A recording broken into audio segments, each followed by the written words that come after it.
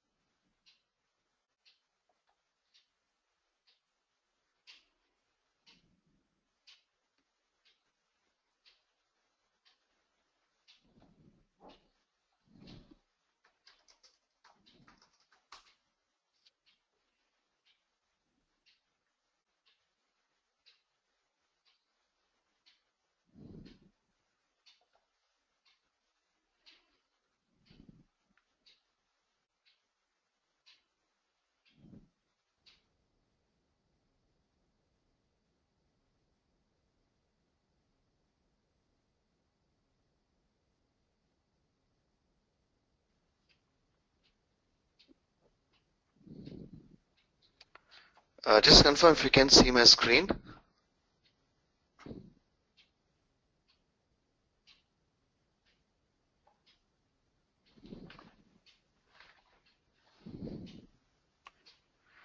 All right, thank you.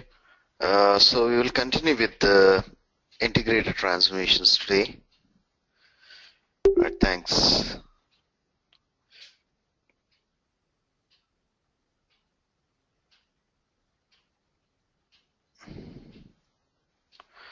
All right, so just in case if you have any questions, please let me know. I'll be glad to answer them. If not, we'll continue with data integrated transformations.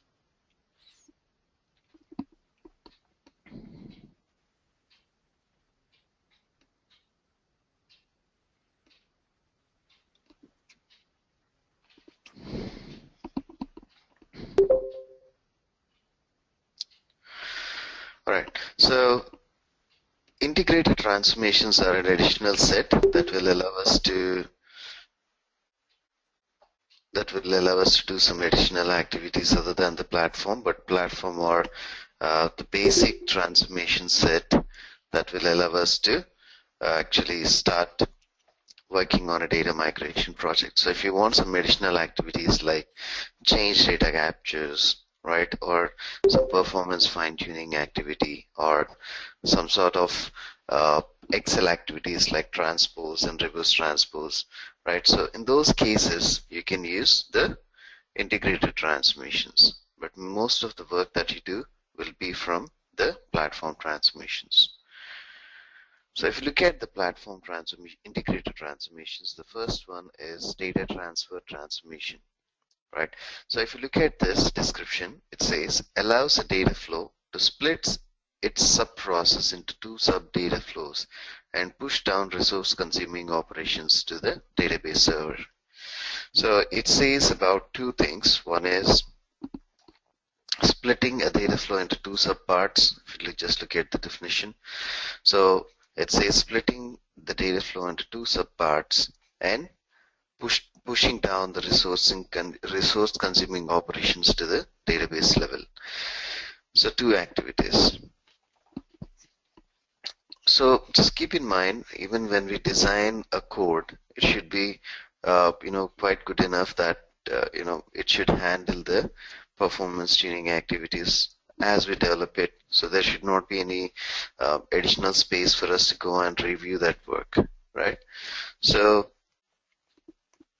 let us say I have a data flow with a couple of transformations in it, and this is my source table connected to my transformations, and from here it's connected to my target table.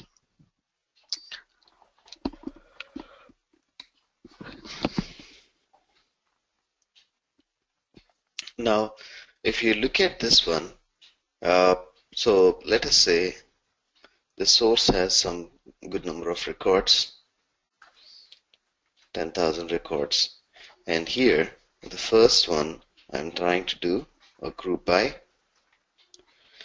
and here in the second one I'm trying to do a lookup onto a table which has somewhere around another 10,000 records. So if you look at the background activity, what will happen? So when I run this job,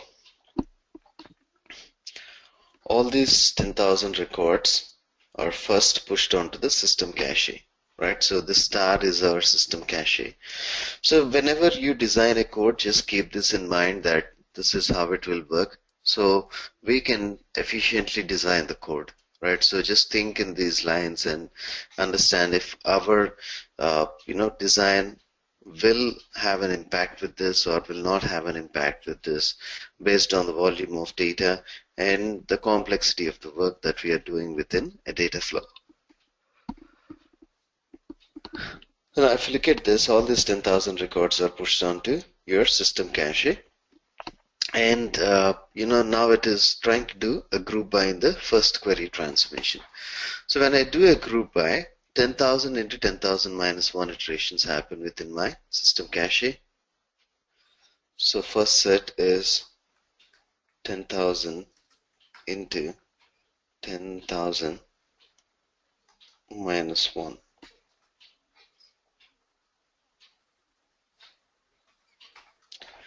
Right, so because when you try to do a group by, first record will compare with all the remaining, second with all the remaining, third with all the remaining, and if they find their identical records, they will try to bind them into a group. Now, 10,000, right, so number of records that are present in the cache are 10,000 and 10,000 into 10,000 minus 1 plus one more thing, you're trying to do a lookup. So the data is still in the cache and you're trying to do a lookup.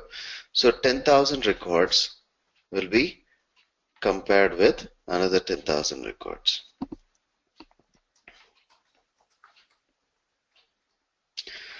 So I was talking about it quite often in our session. We've been talking about this. So just understand that this is more important. So at a time when you just execute a table with 10,000 records, 10,000 records is quite minimal.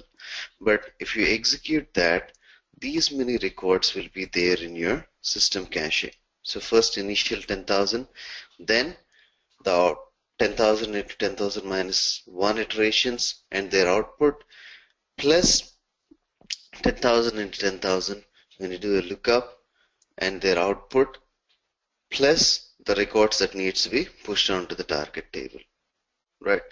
So a huge data volume will get pushed onto your system cache. Now you decide if you do this activity in two sub data flows, right? Two data flows. So you do this in one data flow, push it into one target table and take the target table as source here in the second data flow and do a lookup and push that.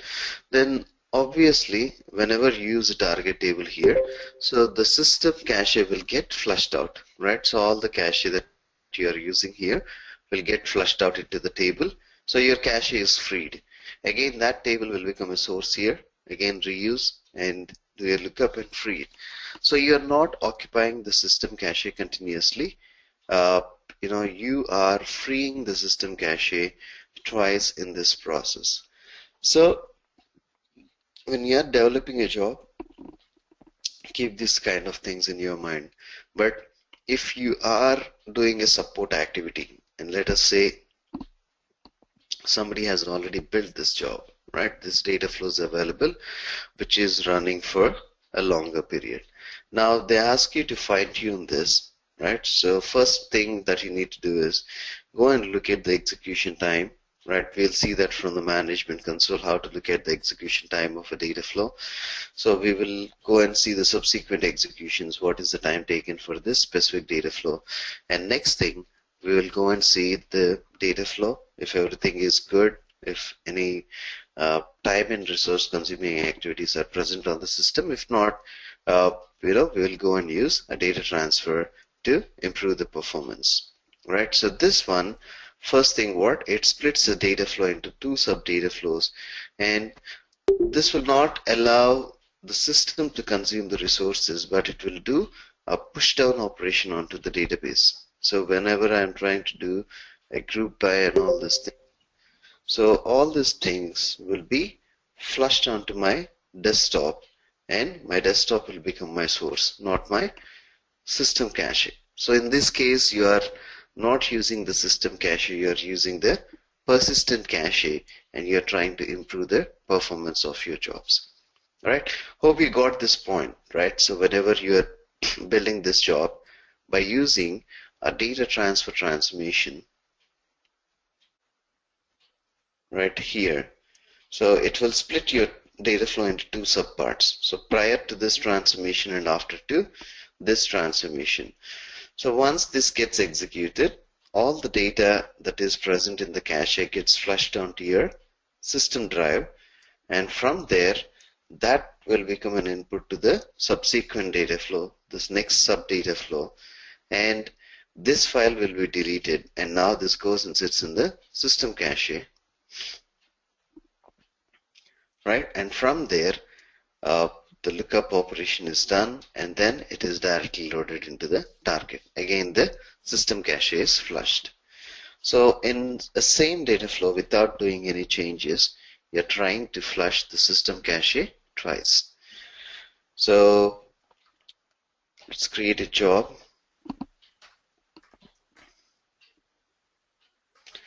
I'm calling it as DT for data transfer, DFDT. Select a table from your source data store and make it as a source table. Right, as per our example, first one is qt underscore group by.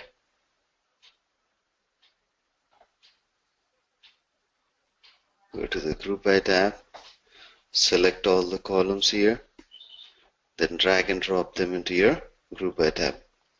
At the same time, move them to your output as well. Right, so group by is done, and next one is lookup.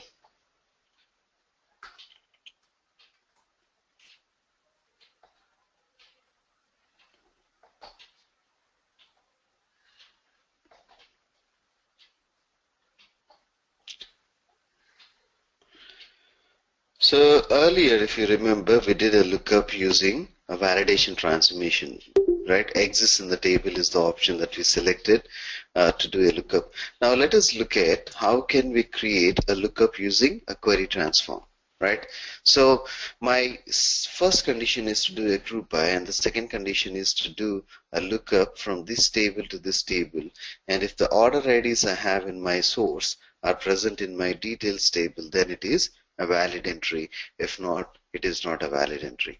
So what I will do, I will try to look up my order ID on this table, right? Orders table to the order ID on the order details table.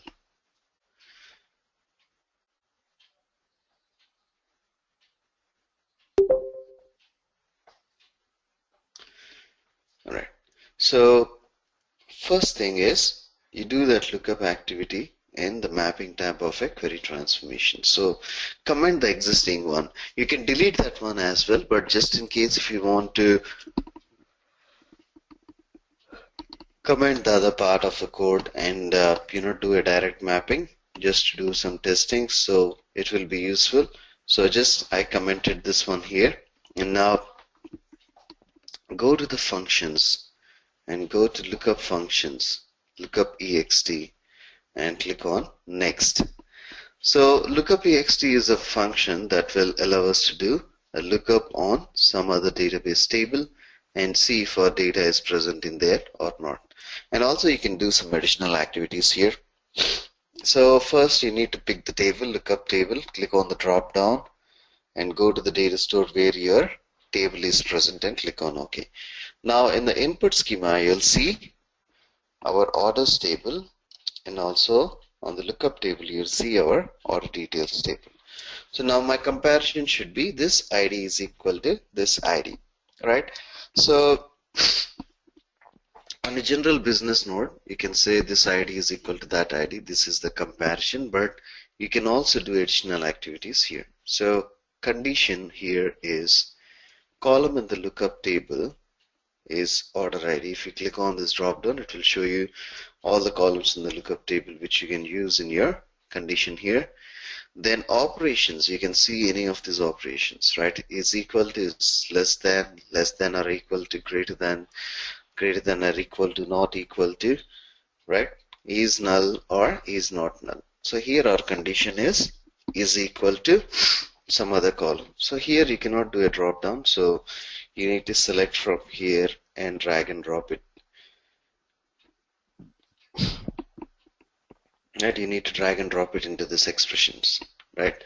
So now the column in the lookup table order ID is equal to the group by order ID, which is my source table here.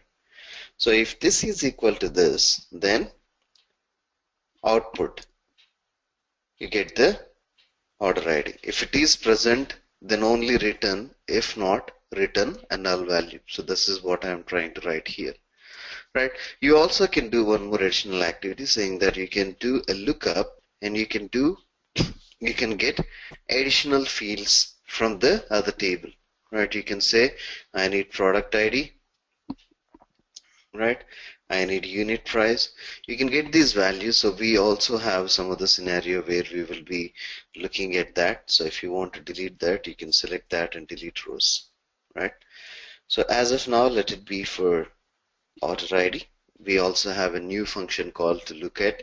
So we will look at that new function call and we will call the other values, right? So now as of now, we are just trying to do a lookup, right? So I compared my order ID with the order ID in the table, and I'm getting the order ID from my lookup table.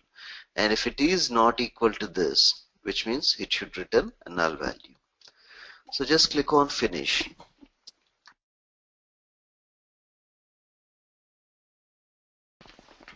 And you will see this lookup function available here. So remember, I was telling you that in the version 3.0, the main drawbacks of 3.0 were if you write a function like this, there was no option to edit this function, right? So from 3.2 we have these options to edit. So if you select the function and do a right click, or you can just select the function name here and do a right click and you will get modify function call. So if you click on modify function call, it will again take you back to this window. So this is the option that is not available in data services 3.0. From 3.2 this one is available, so you can stress this on your interviews, just to make sure that the other person understands more, that you worked on different versions of data services, right? So you can stress on this one. So modify function call is one more option that we have. And if you look at the further options that they are there, cache specification. So what kind of cache? So demand load cache, preload cache, or no cache. So these are the three mechanisms in which the cache is requested for this activity. One is no cache, especially when there is less volume of data, you can go for no cache. And preload cache, the cache is available and it will just get loaded into that and it will go and work. And demand load cache is the cache utilization will be calculated, and based on that required space, so on demand it will be requested. So by default it will be preload cache. And these things you need to change unless and until there are huge volume of records. So normal data, there's no need for you to go with these changes. Right, run as a separate process. So run as a separate process. So when I'm doing a run as a separate process, the backend threads, right, it will go and get executed as a separate process. That will improve the performance of my job, right? So column in the lookup table. So you can also do a sort on the data by a particular column in a lookup table. Right, you can do this one. And return policy, maximum, minimum, right? So when you are returning the values through this function, so what does a function do? The basic definition that we read in books, function always returns a value. So when you give input to a function, it returns a value, and this policy, return policy, will give you what you say, the maximum or minimum of that. Then you have a custom SQL button here. So if you want to do more than what your uh, lookup ext is doing, right? So if you are trying to do more than lookup ext, so there is a possibility. I'll give you an explanation here. So just in case if your order ID is so there is some order ID which is 1000, which you don't want to keep it there. So what we can do is we can write a decode statement.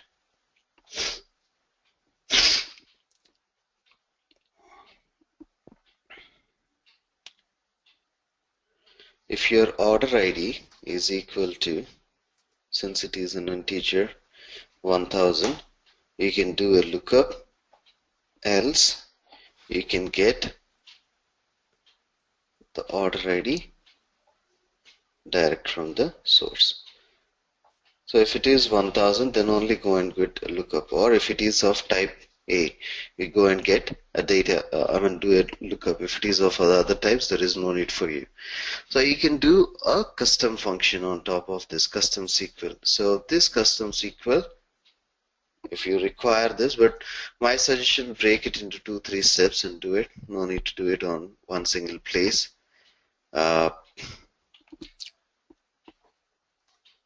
Right. So this is how my order ID works, my lookup works, lookup ext. So you can create a function by going to select the column on the schema out, mapping tab, functions, and here lookup functions, and here you have lookup ext. Select that and click on next. You'll go into this window, and here you'll select the table, then the column from source and target, which means my lookup and my source table, and the column which it needs to return, and just click on finish. And if you want to modify this, now just take a step back and create a target table.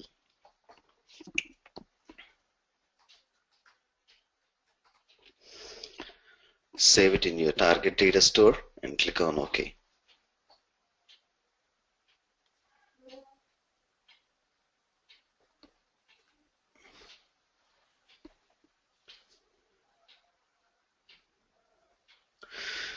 Now validate this to check syntax error. So I'm not going to rerun this one because we already knew that this is going to take more space on the system, and again this activity will take more space on the system. So this transformation, data transfer, you utilize especially when you are having huge volume of data.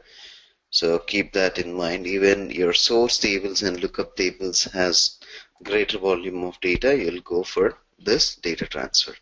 So pull in the data transfer transformation, break the job in the middle, and pull in the data transfer transformation. Now if you do this activity, so our data flow name is df_dt, and this is the only one data flow that is present. But after you added this one, once you execute your job, so this portion of the job will be executed as df_dt_1, and this portion of the job will be executed as df_dt_2. And this data transfer transformation will push down the resource consuming activities, like all the group bys and everything will be pushed down to your there are two spaces in which you can push it down. So based on your option, it will go and do a push down operation. Now if you look at this, this is the schema that is coming as an input and output. So there's no input and output schema. So if you want to remove this in the future, right, you can just uncheck this, and system will just ignore this transformation's presence, and it will directly go to this one. Now if you want to keep this transformation, there are three mechanisms in which the transfer type happens. One is automatic. You ask the system to choose between table and file. So when I select file, my file options is activated, and when I select my table options is activated. I'll show you by selecting file. So when I select a file, so what will happen? My entire system cache is flushed onto a file on my drive. So I'm just giving you a desktop to show you how this works. And also I'm giving a unique name so that we can easily identify that.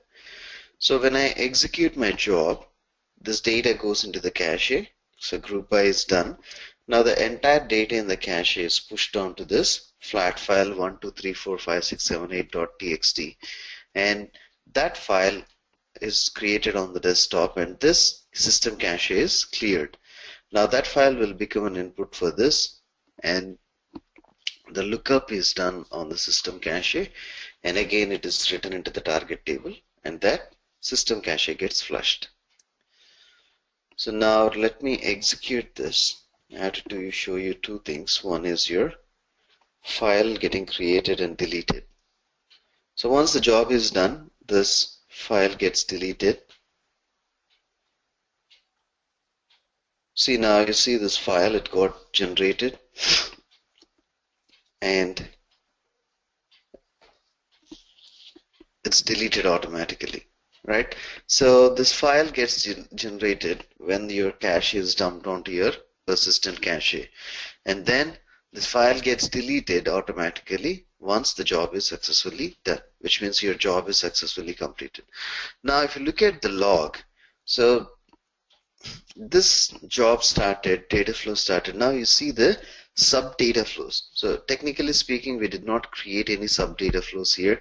All we have is df underscore dt, but if you look at this, df underscore dt underscore 1, and then df underscore dt underscore 2. So it breaks a single flow into two subflows, execute the first one and then the second one,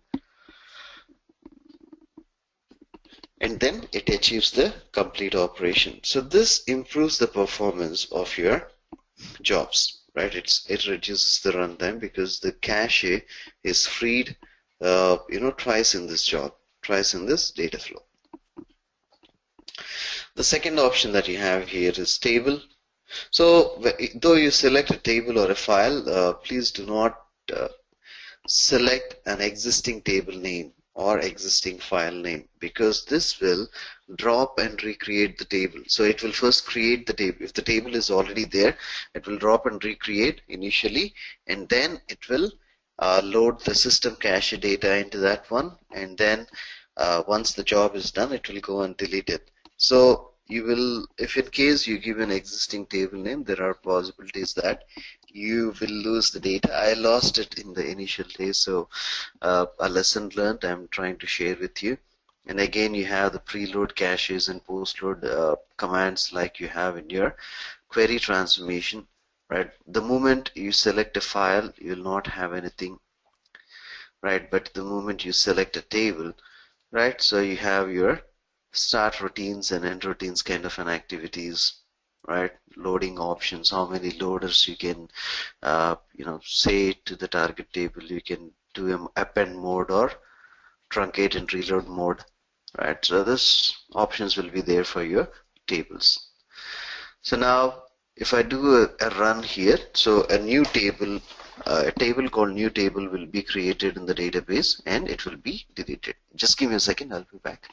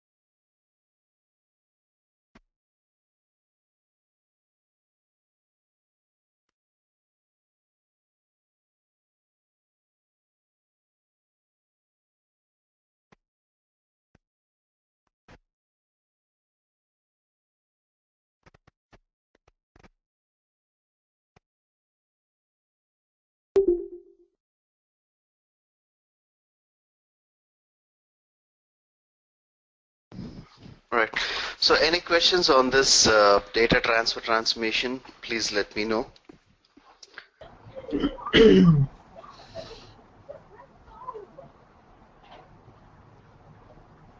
Hey Rakesh. Hey Zafar. Hey, how are you? I'm good. How are you? I'm good. I'm good. The data transfer can be used with the platform transfer as well, or because Yeah. it's good for the performance, right? If there is something like we are dealing with the big source table, then we can use data transfer in the query transform. Yeah, I mean, you can use it as a combination with any other transformations that are there in data services, wherever you feel that. So let us say a good example for this one is you're working on a support project, right, where you need to uh, do some defect fixing and also some performance tuning activity. Okay, so So when you are working, it's not specific to lookup tables, right?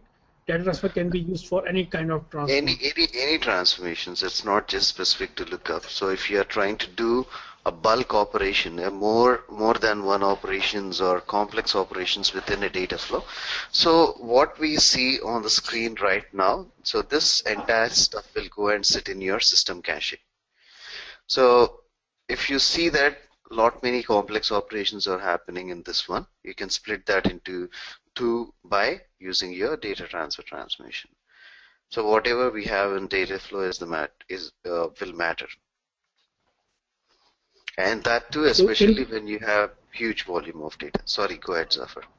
Yeah, can we use more than one data transfer in a one job?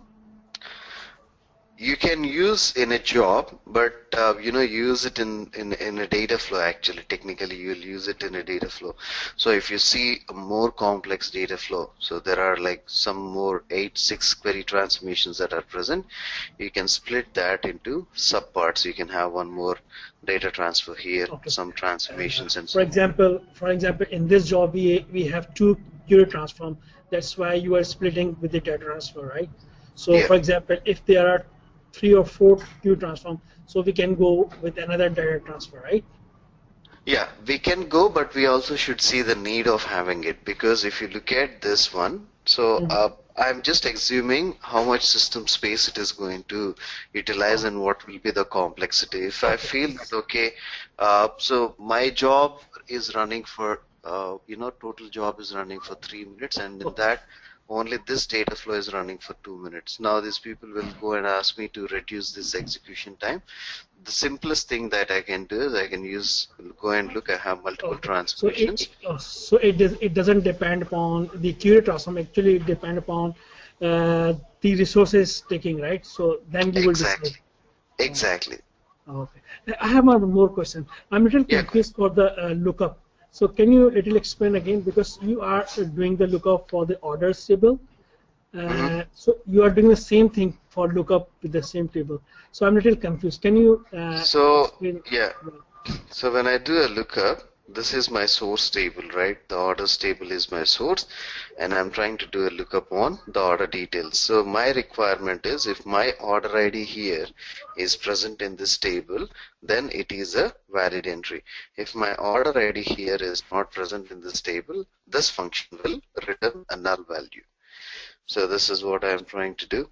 So I'll just redo this for you. Oh, give me 1 second. Okay, so there are two different tables, not the same. Yeah, One two is different order and the tables. second was order detail. Oh, I Yeah. thought maybe you are doing the same. Okay, so you are checking in the orders, right? Yeah, so I'm checking from orders to order details, right? This is my lookup table. So lookup table is always my the other table, order details table, not my source. So here I have my lookup table, which is order details, and my input schema, which is my orders table. So now what I will do, the column in the the lookup table, which is order details, is equal to my column value in the input table, then get the column value from the order. If it is equal, then return that. If it is not equal, specify a default value null for this, and you are just clicking on finish. So this is my lookup. I compare from this table to this table, and if the entries in this table are present in this table, I get that output, or if it is not present, then I will return a null value for that. Is that clear, Zafar? Okay, so you are checking. Yes, so you are checking from orders, right? If in order detail, we have all the transaction, right? So you are Yeah. looking up in the orders table, or which table From you are this looking? table, so just let us take this as my source and this as my lookup. So I'm trying to look my data from my source. If it is present in my lookup table, then I'm considering it as my right entry. So for example, let us say my orders table has unit of measure, right? And I have another lookup table called LKP underscore UOM, unit of measure. Now what I will do, this orders table has some 10, 20,000 entries in this one, which has a specific unit of measure mentioned for that. And I cannot go and look at these 20,000 records and judge that, okay, all these 20,000 records has a valid unit of measure. I cannot go and do that manually. So what I will do is I'll process these records to a lookup table, just like our SAPT tables, which has a valid entry in that one, right? These tables can get corrupted because the end users can enter any wrong data, or they can misplace the data from the front end application. But these tables, the T tables or lookup tables, are the tables that are cross-checked and verified, and these tables will have the standard information. So I will compare my unit of measures column with the values in this column, and if it is present, then it is a valid entry, and if it is not present in this table, then it is my invalid entry. So instead of returning the wrong value, I want it to be converted to a null, right? So instead of returning a wrong value, I want it to be converted to a null, a default value. So that is what I'm trying to do.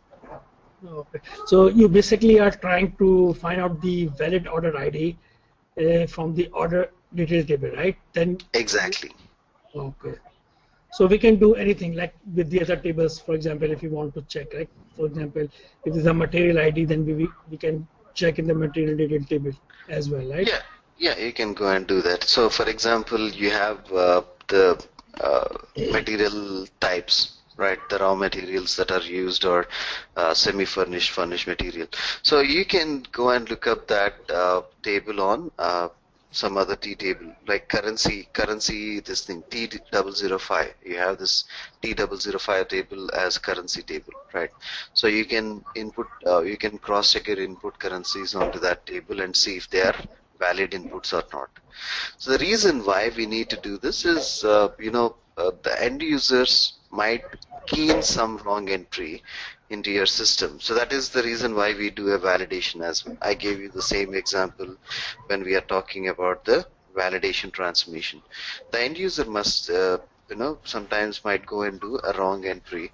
And since it is a varchar, the system will take that one, but it should be a valid entry. So if it is a valid entry or not, we compare that using a lookup. So we do a comparison onto some other table which has a standard list of values, and then if our input is present in that one, so it is correct. So now we are not doing anything manually. We are pointing our input data to that table, and we are asking the job to compare it. So if it is there, it is correct. If it is not there, then it is wrong. Mm. Okay. So the validation and the lookup, they are not similar. They are different, right? So we can They use are the, different. See, you can do a lookup from validation. You can do a lookup from query transformation. The validation will return valid and invalid tables. So you need to judge where and when you need these transformations, right? So if you just want to look up onto a table and get some other value, or just look up onto a table and if the value is existing, it should be passed, then you can use a query transformation. But you want to do a lookup and you want to catch the values that are not there in a separate table, then you go with the validation transformation. This is a scenario, like where and when you need it, you go and you apply it. okay. I have to look at this one lookup, but still I'm confused. Maybe I will read some documents. Uh, No, Zafar, let me try to explain. So lookup Maybe is if you, confusing or yeah. validation is confusing. Which one is confusing? Like, I think validation is okay because you showed yesterday, like when we are doing the validation, we can do it, right? Yeah, If it's valid, we transfer into different table. If it's invalid, then we transfer in that other yeah. table. But So at there the are three lookup, types of validations that we are doing. In the validation, we are doing three types of validation. One is format mandatory, and the third one is lookup. So when I'm doing a lookup validation, so what it will do, I'll just try to explain this because these are pretty much important. We can spend more time on this. So if I pass my data, my source data through a validation transformation, so this validation transformation will have a lookup table, right? So what it will do, it will try to, if you're trying to do a lookup validation, it will try to compare your input record. So we will be doing a validation, lookup validation on a single column. So it will go and so check if this single column, right now, are you explaining about the validation or the lookup? Is a lookup, right? yeah, it's both. See, Okay. lookup is an activity that you can either do it in a validation or you can do it in a query transform. Okay. So I'll just So show you what you are will be the explaining both. difference. Yeah, Okay. I'll explain both and I'll show you what will be the difference if I go and do it in a transformation, validation transformation, or if I use a query transformation. Okay. Okay. Okay, right. So now, using a lookup, we do a comparison, right? So on a particular column. So I look up onto that table and see if my values are present. So let us say this column that I have here is unit of measure, and this is my T table for unit of measure. So it has multiple records here. So what it will do, my job when I do it using a validation transformation, it compares my input record with this particular record. So one by one, my first record with all the records, my second record with all the records, my third record or third value in that column with all the values and so on. And then if it finds it in this table, let us say if I have a record A here and A is present, then this goes to my valid table.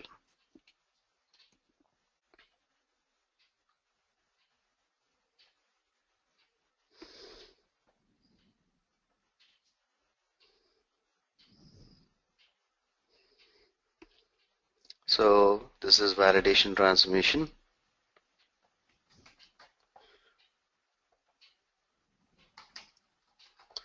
Invalid, right? So A is present in the table. Now A goes to this table. Now let us say there is another value called B as a unit of measure. It will go and compare it with this table and B is not present. The next value that we have here is C. So what it will do, B is not present. So it will push it to my invalid table because it is not present there. The next value that we have here is C. C is already present. Then it goes to the valid table. So lookup is an activity that you are doing using a validation transformation in which you can capture the invalid records into a table, right? So this is what we do using a validation transformation. So if I do the same lookup using a query transformation, I'll show you the difference now.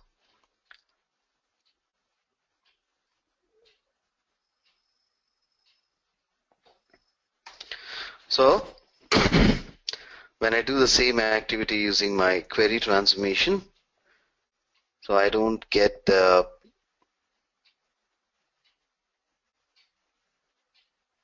okay, so let's be that. So when I do the same thing using my query transformation, now it is not my validation, it is my query transform.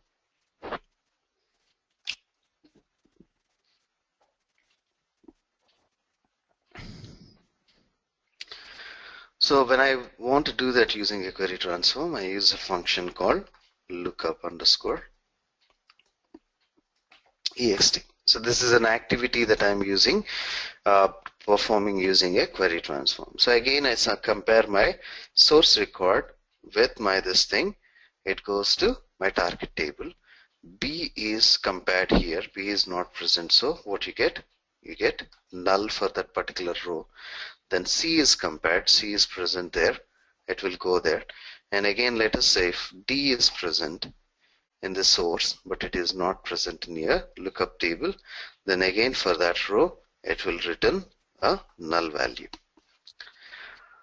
Alright, so this is how your query transformation works. The invalid values are pushed onto the target table. So for query, there will be no valid and invalid table. It will be only one single table, that is your target table. And in the target table, if the value is present in the lookup table, it will be displayed here. And if the value is not present in the lookup table, it will be replaced with null. So is that clear, Zafar? Yeah, it's good. Yeah. Thanks, man.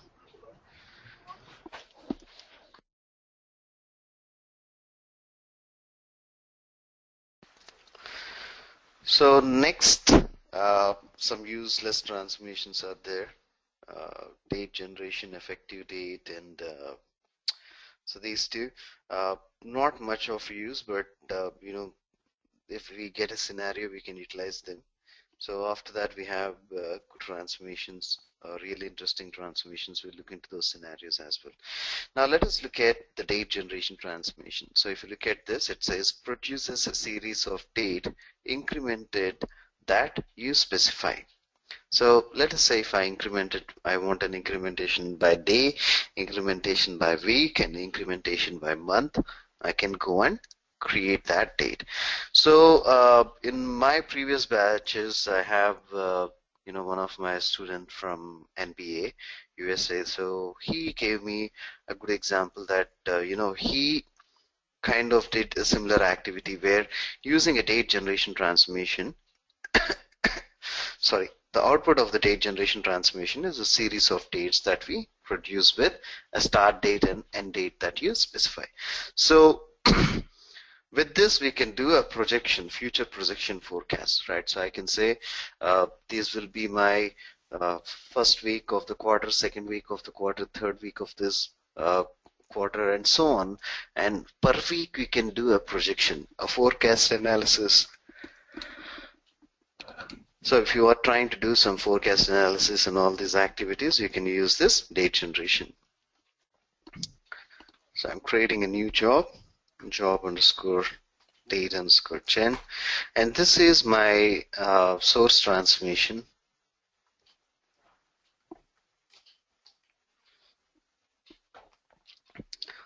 So if you pull in a date generation, this is your source transformation. So the reason initially why I got confused with this transformation or why I could not find a relevant one is I always thought since it is a source, at least there will be one source table as a combination. Now how can I join this column to this one? So that was my confusion. But yeah, so this one is used to project a future analysis. So if you open this date generation transformation, so it will give you a start date. So click on the drop down and select the columns here. So 1st of May, right? And click on OK. And end date, again click on the drop down and select the date. So you can say end of June and click on OK. Incremental mechanism is by daily, monthly, weekly. So I'll go by daily. And if you want to utilize the cache, you can check this box, and join ranks, we already spoke about it. So if I just simply execute this, the query transformation is also not required. I can just map it directly to my target table, but I have something else to teach on this one. So I just used a query transformation. So if I execute this one, what will be my output? My output will be a date column in the target table which has value till end of June. Starting from 1st of May till end of June, I'll have the values. So 1st of May till 30th of June. So I can create this projected column, right? Weekly, monthly, and with daily incremental mechanism. Now, let us look at the date functions that are present in data services. So let us say which week of this month is this one.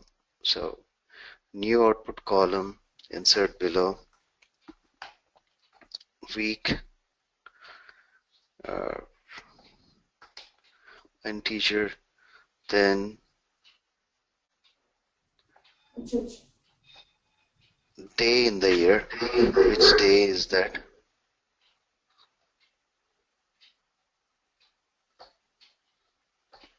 Month. Which month is that? And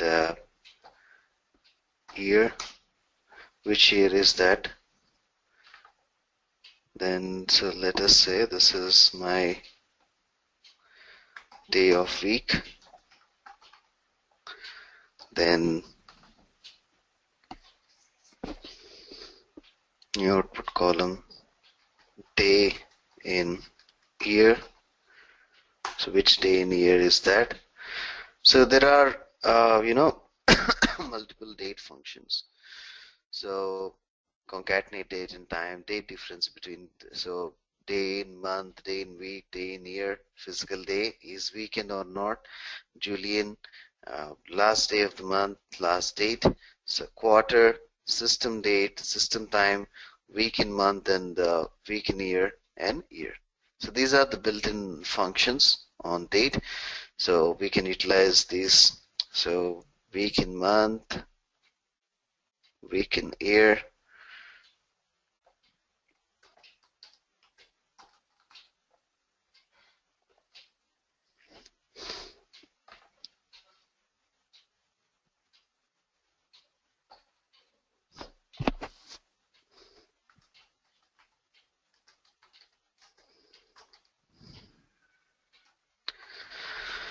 right. So now I created multiple output columns with that data type as integer. Now here I go to this mapping tab. I select the column and go to the mapping tab and just type week. So you get these functions. The first one is week in year. So you just type it and just call this date into this function. So this function will take the input of this date and it will generate an output. So it will give you first which week in the year. Then I can just copy this rather than dragging and dropping it. I can just copy this. And then this is week in month.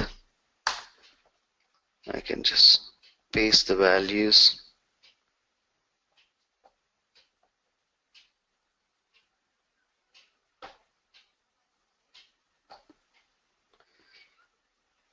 Okay.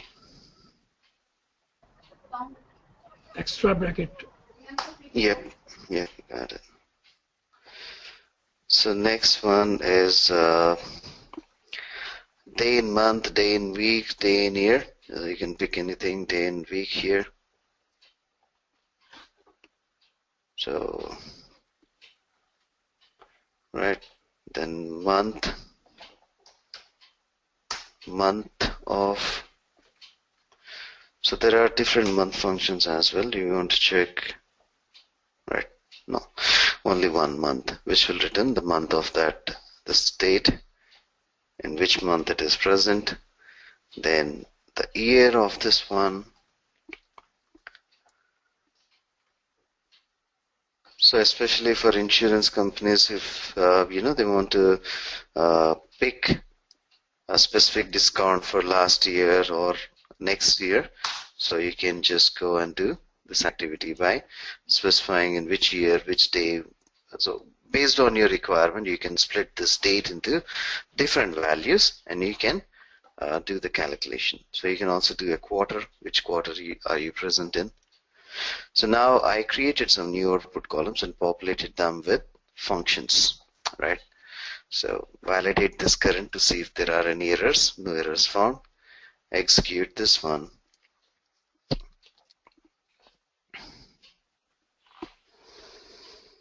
Now the job is successfully done. If you go and click on this table, now it says this is my 18th week in the year, right?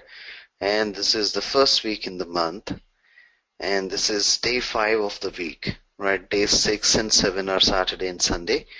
Again, it goes with Monday, Tuesday, Wednesday, Thursday, Friday, Saturday, and Sunday. Right, this will be the weekend. And which month is that? This is 5th month, and since we took data for 2 months, so we have 5 and 6. Here is 2015 and day and year. So today is 5/5/2012, 2015.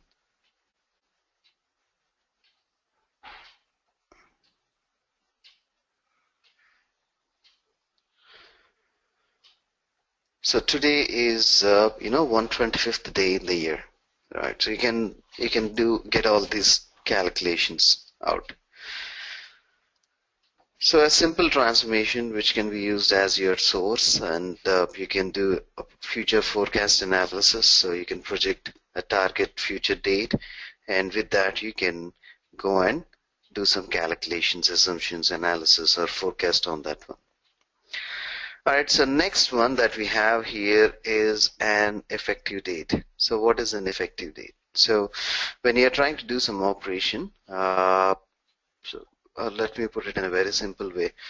I'm buying petrol, right? So a gallon petrol, let us say it is $40 last month. And, previous to that, it was $35. Right, so previous month it was $35.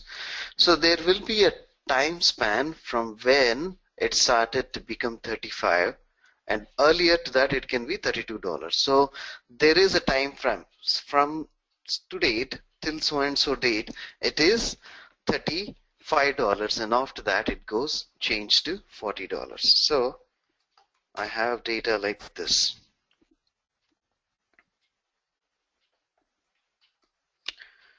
Fuel, price, and date. So if I have this fuel, petrol, and price is initially it is $38 or $35, and let us say 1st of May it is $35. Now the same petrol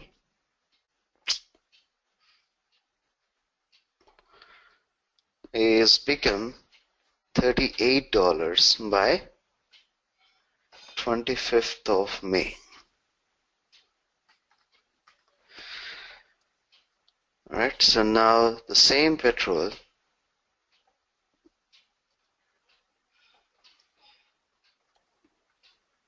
has become $40 by let us say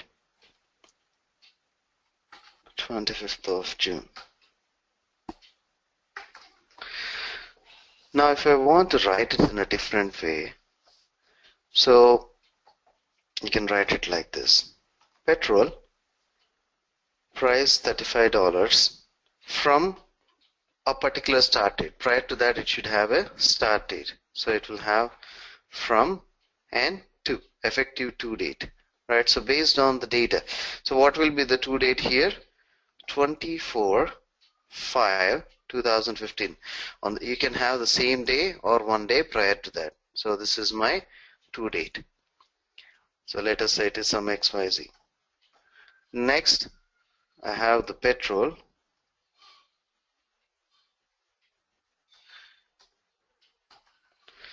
So now it's $38, and what is the start date for $38? So 25/5/15, and its end date is 24/6/15. Or you got what I'm trying to say? I'm trying to calculate an effective 2 column based on my data that is present in a single column, right? So this you can achieve using an effective 2 transformation. Right, so we don't have a right data set for this, but if you are trying to do an effective date transformation, keep this in mind that your source table should have a date column in that one, which is relevant to a particular column. So like the one we saw in the Excel, the price is relevant to start date. I mean the date column when it is getting affected. But if you want to calculate a start date and end it out of it, then this price is directly proportional, or this price is a column that get affected when the date changes, right? So I'm calling it as EDT, effective date generation. Now let's go and look at the orders table. So I have some order date, just a random column I'm using it. So not a real-time scenario, but you just looking at this one. So now you go to the transformations and pick the effective date transformation, connect it with your source. Now if you open the effective date transformation, this is how it looks. So you have your schema in, schema out, and effective date column. So which is your date column? So let me go and pick it. The required date. So if my required date is changed, right? So what is going to get affected? So the one like my date, the value in my date column changes in the Excel example that we spoke. The value in my date column changes. The price in dollars for my petrol is getting changed. So what is the column that gets affected? So let us say I'm just taking some random column here, right?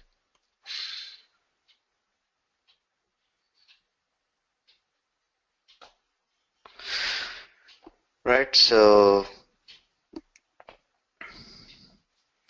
this will be an effective 2 column that will be created. So this will have the date until which the previous value is there.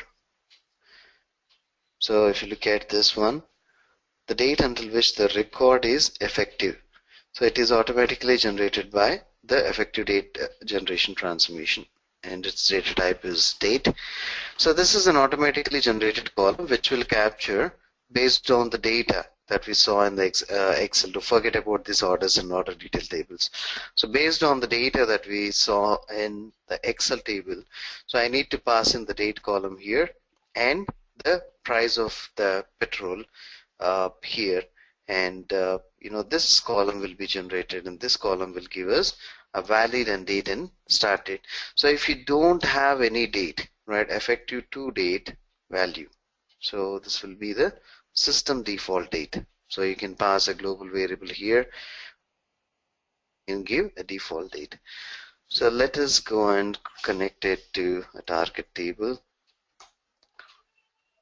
and connect it with this and validate this. No errors found. Now let's go and execute this one.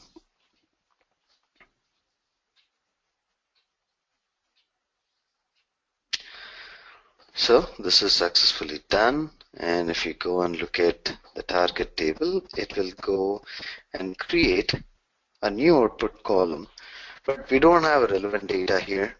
So that's the reason why it is throwing some error.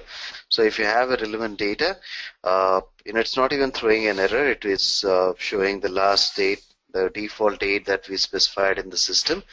But if this one is having some relevant data like the one we saw in the Excel, so it will pick the start date for that, and effective 2 column will be the end date, from when and when it is that $5, from when and when it is $40, from when and when till when it is $60. So you can pick all those 2 dates here using this effective date transformation.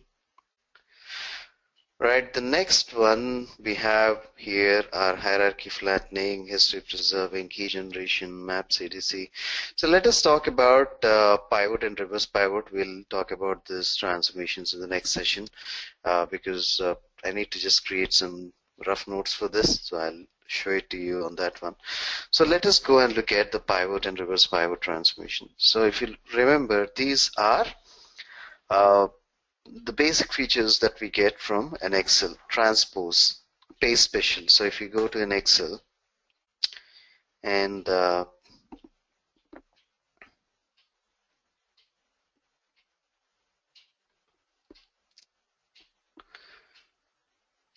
right, so if, let us say this is my row level data, column level data. If I want to transpose this into a row, so I can do that using my Excel. So I can go and do paste special operation, and in this operation I'll go and select transpose, and what,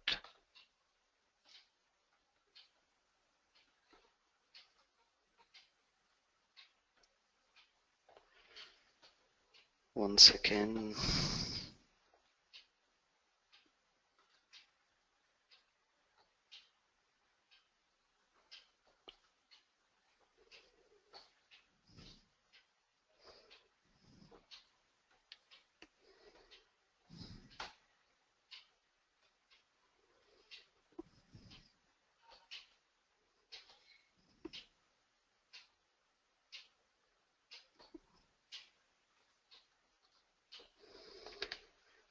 Alright, so I'll copy this again, and from here I'll try to do a paste special, transpose, and click on OK. So what is wrong with this? So it gets transposed to a row level information. Alright, so okay, sure, leave it. So this is an Excel functionality where it gets converted from column to rows and rows to columns. You can do a pivot and a reverse pivot transformation.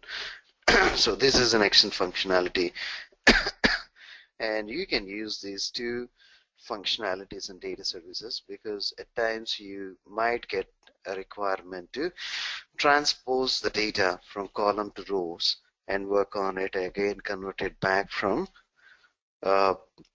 rows to columns and project it to the target system. So let us go and do that with some sample files. I have simple employee sample files, parent child here. Not even this one.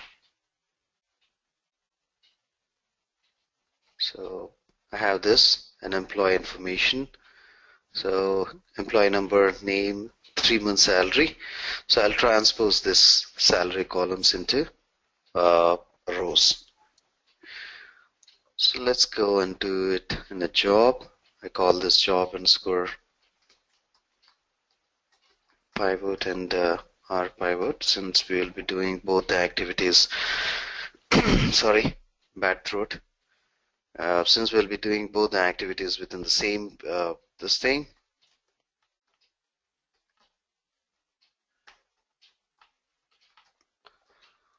Reverse pivot, then data flow, df underscore pivot. Now I have to connect a flat file here.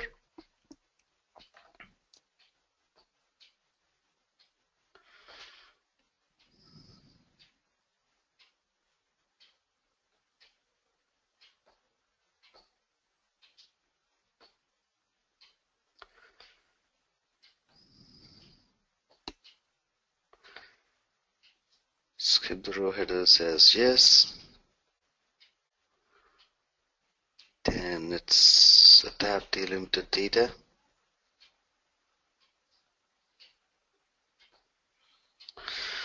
Right, just save and close. Make it as your source, and now look at the data. So this is your data: 5 records, 5 names, their 3-month salary. Now go to the transforms tab, pick the pivot transformation, drag and drop it here, and connect it with your source file. Open this one, and it is divided into 3 areas. One is your schema in, schema out, and pivot columns to rows. So this is a pivot which converts the columns to rows. Sorry, I forgot to show you. So if you look at the graphical representation, you can easily identify that it converts the columns to rows. You can also see that columns to rows here. Now schema in has the input structure, but schema out has a different structure. It has something called sequence number, header, and data. So first thing, I don't want to transpose each and every column into pivot them. So what I do is I drag my columns which I don't want to pivot and pull them here. So these columns will remain same, and only these columns which I want to convert will be dragged and drop into the pivot column box. So the ones I don't want to transpose, I keep them same, and the ones I want to transpose, I drag and drop them here. And you can go and rename this. These are the 3 columns that are created. I'll show you why they are created once I generate this output. So you get one sequence, header, and data. All right. So now you validate your output, and your output is changed. So these 2 columns which I don't want to pivot will be added to my output schema. Now create a template table and call it as pivot, and save it in your target data store. Now if you open this, we are doing pivot, sorry. Validate this one and run the job.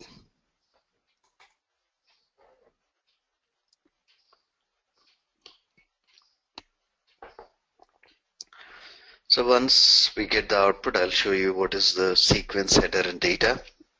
Now I converted my 3 columns, right? JSAL, FSAL, and MSAL, all my 3 columns to rows.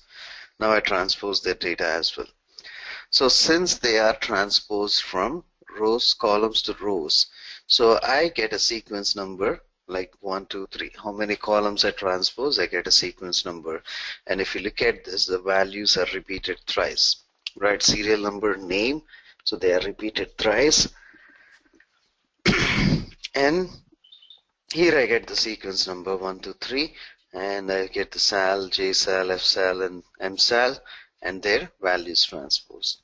So this is how I can transpose this. Instead of applying a business rule on 3 different columns or 5 different columns, I can transpose this into a single column, and I can apply a business rule. I can achieve this one, right? So this is one step. The second one is doing in quite opposite to it, which is converting columns to rows using a reverse pivot transformation. So next data flow, use df underscore r pivot and connect it with your previous transformation, because I want this to be executed, output to be generated, and that output I will use as an input for my reverse pivot transformation.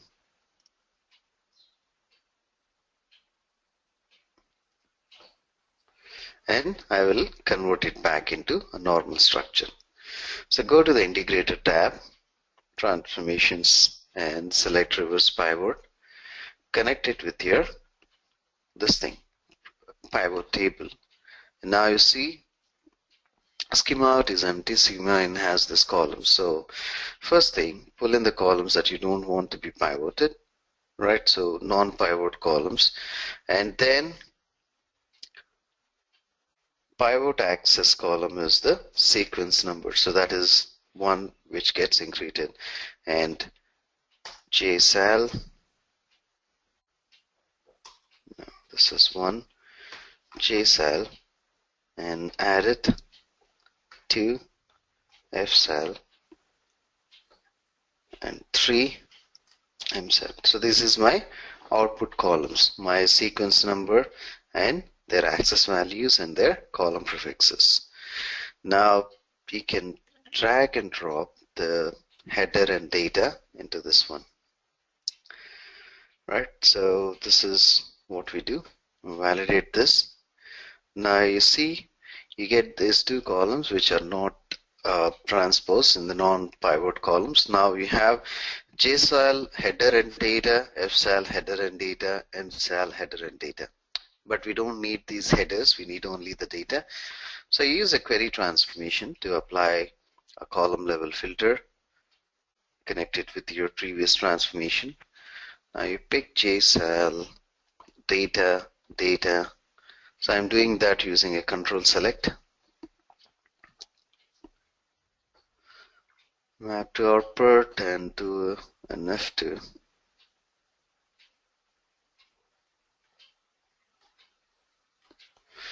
Copy this.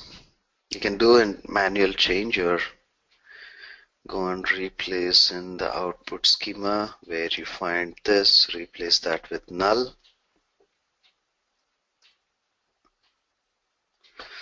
Replace all, that's done. Now you got your, go back your previous structure.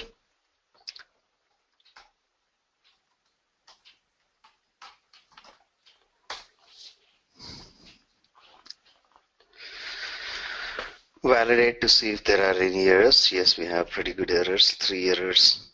Now was not found. Yeah, so that is a mapping problem since we did a rename here. So what I need to do here is map this column to column. Since I did a rename, the connection was lost. So just remap columns.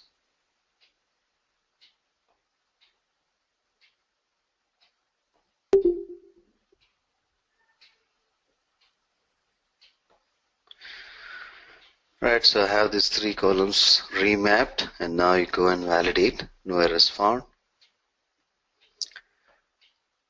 Validate all. No errors found. Now I execute this job. So first data flow will transpose the columns, transpose it from column to rows, and the second one will do a reverse transpose where it will convert from rows to columns. So this is how it gets converted initially in the first data flow. But if you go to the second data flow and check the output, we'll have it back in structure, right? So you can do this activity. Now the scenario is like whatever it gets into your project situation.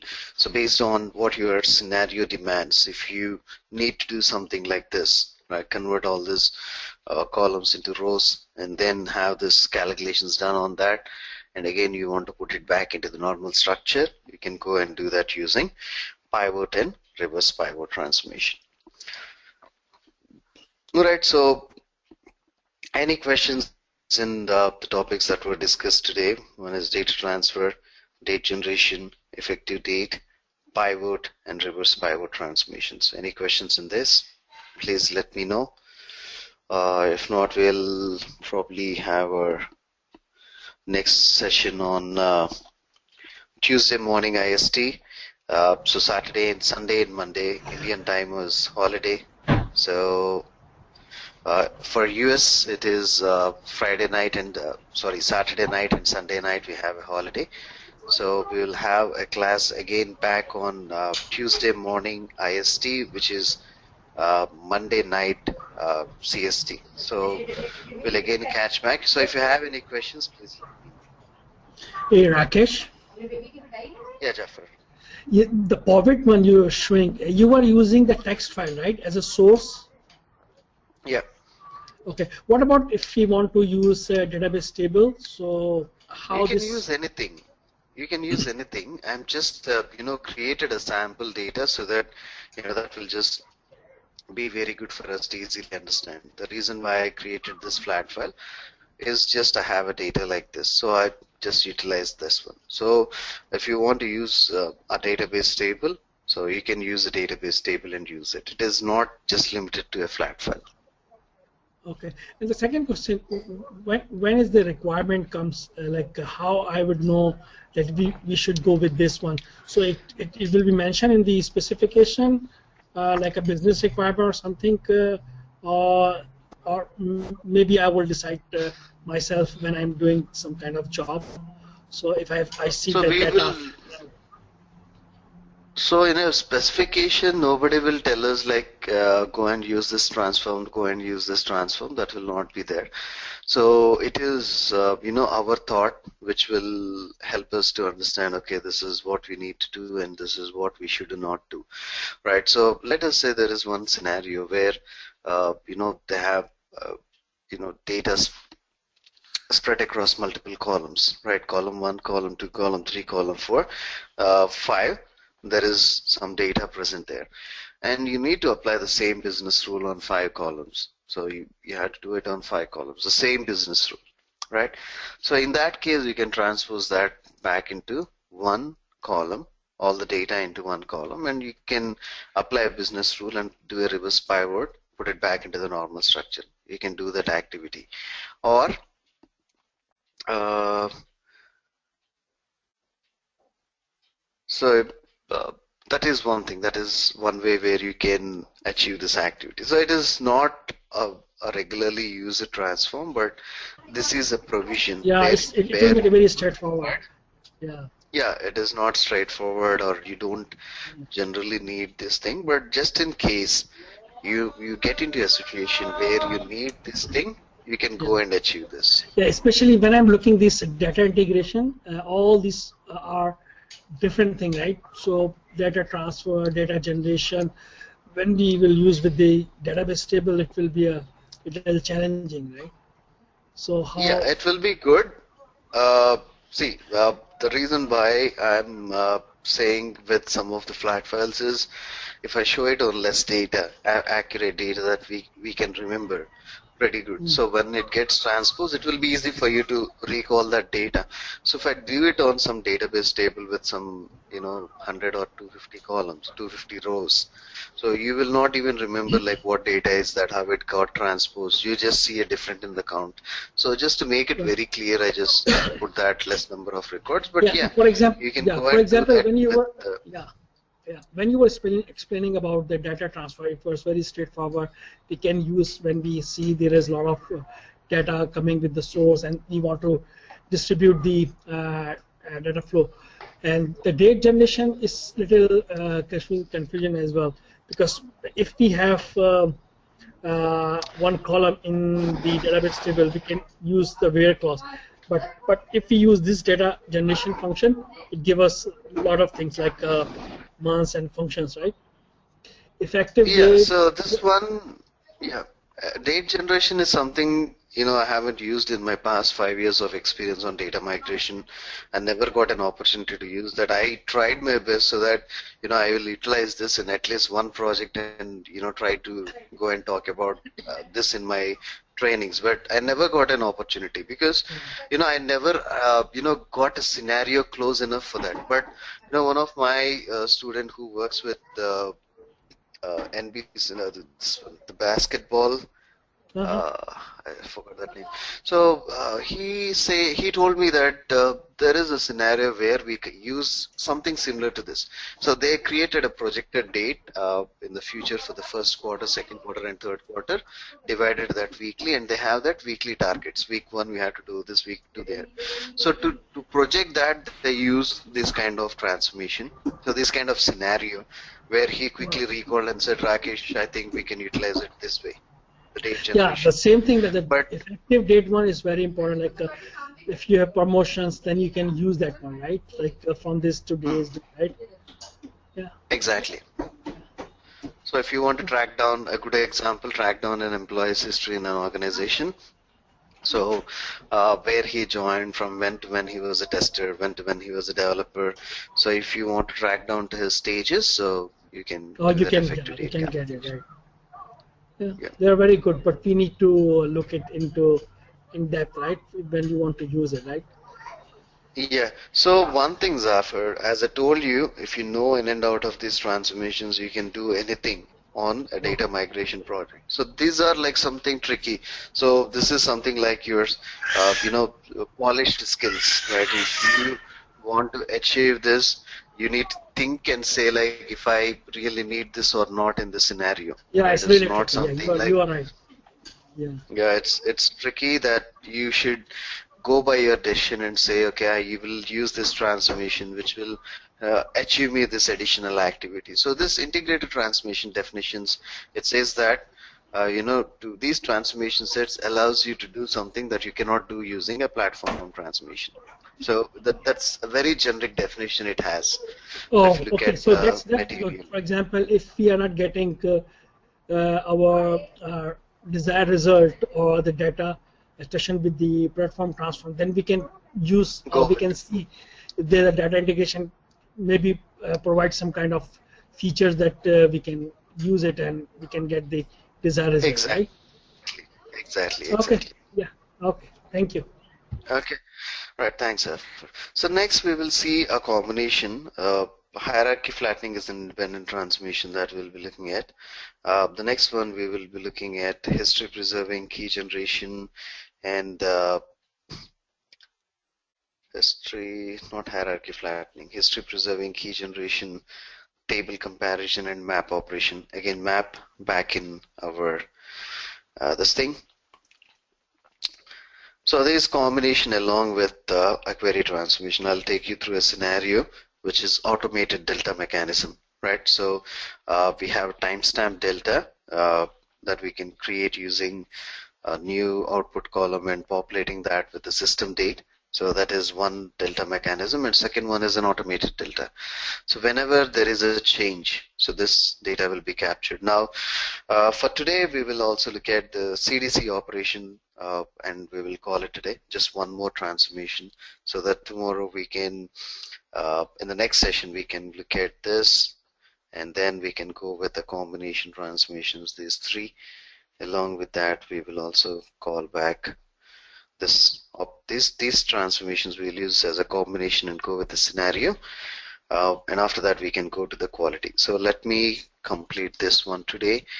Map CDC operation.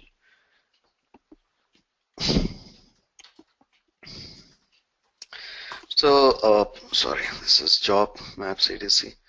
So when I say map CDC, so CDC stands for change data capture. So df underscore CDC.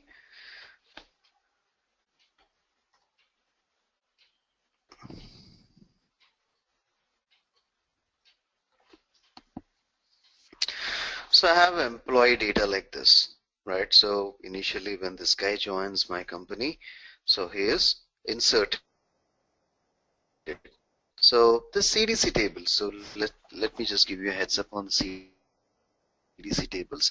These are, a type of tables, change data capture tables, which will maintain the entire history of the data with an operation code and an index number, right? The order in which they are inserted, and also a operation code which will say if they are inserted, updated, or deleted. But these tables, the change data capture tables, will maintain the entire history. So this is a type of table that we generally find on Oracle systems, CDC tables, we call it data captures. Now let us say 1000 employee number, Sam, he joined the organization. So this has become an insert, right? And after that, so let us say this 1000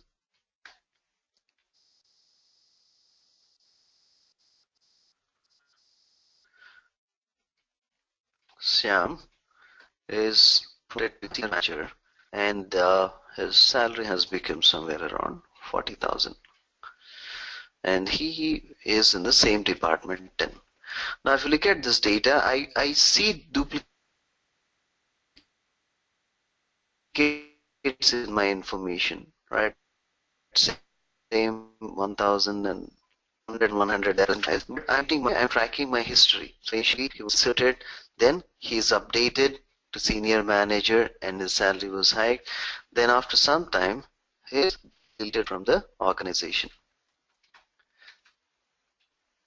Now his designation will be senior manager. And he was terminated when his salary was 40,000 and he is from department number 10. So I'm just quoting these three records, 1, 2, and 3. So I maintain my history. Right, with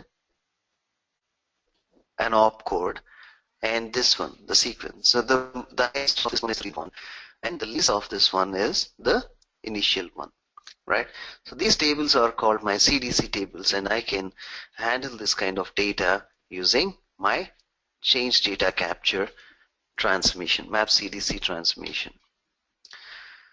So yeah, let's add this flat file.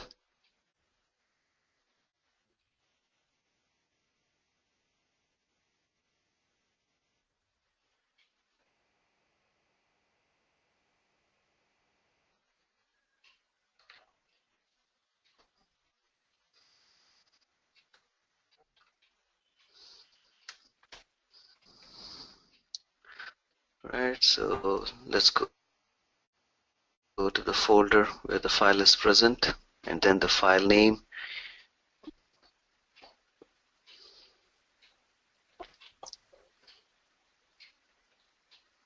Tab separated, yes, and skip the row headers as yes.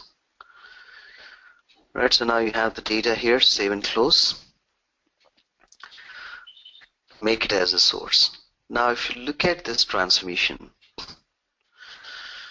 go to the transformations tab, go to view apply default layout because the layout has changed. Go to the transformations tab, select the map CDC operation, drag and drop it into your data flow, connect it with your source. Now if you open this map CDC operation, there's like schema in, schema out, and map CDC operation.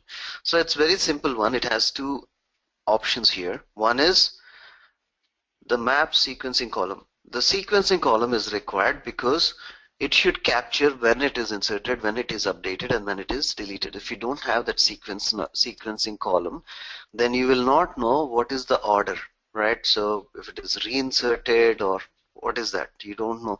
So if it is updated 1, 2, 3 times a particular record, so you should maintain the order in which it is getting updated. If not, you will not know what is the right one. So sequencing column should be your row ID, and then operational column, row operation, is your operation which captures, inserts, updates, and deletes. So the moment I pick these two columns here, those two columns are removed from your schema out. Now sorting, the input is already sorted by the sequence column, right? So that is our understanding. Or if you are passing unsorted data into this particular map operation, map CDC operation, just use a query transformation prior to that, and you sort the data first and then send it to this transformation. Now if you want to do an additional group by on a column, you can do a group by on a department number. You can select and drag and drop it here if you want to, right? Then define columns to be filtered, filter updated rows, right? So if I am doing a filter, an update, right? So inserts, updates, and deletes are my operation codes.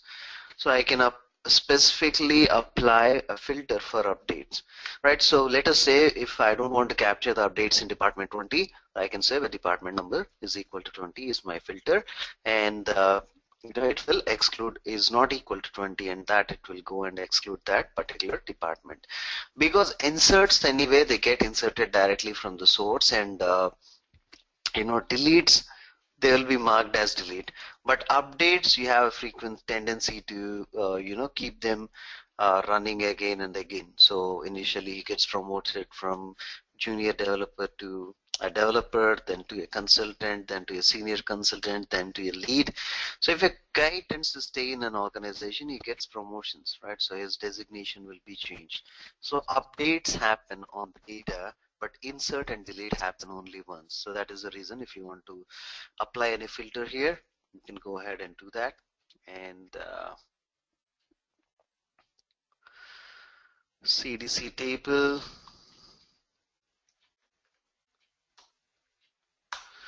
target data store. So one more thing that you need to keep in mind is your CDC table should be a permanent table. So as of now, just for the job purpose, I am creating it to be a template table, because this data goes into this table with a particular opcode, right? Insert, delete, and all these things. So now, oh, sorry.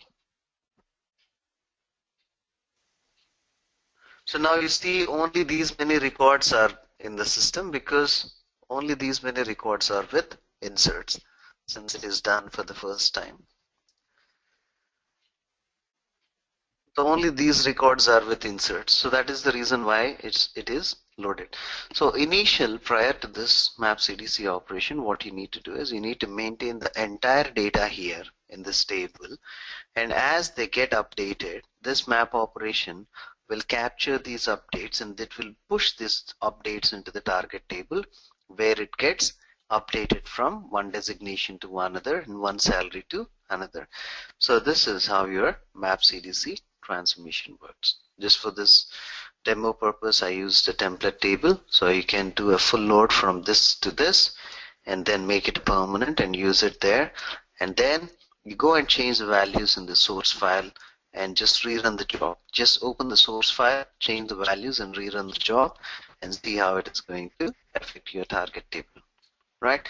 So this is our map CDC transformation. So I'll just call it a day because I have another class to start in 10 minutes. So we'll catch back again on Tuesday morning IST, which will be Monday night CST. So until then, please practice, sort out your questions, send a mail to me if you have any questions, right?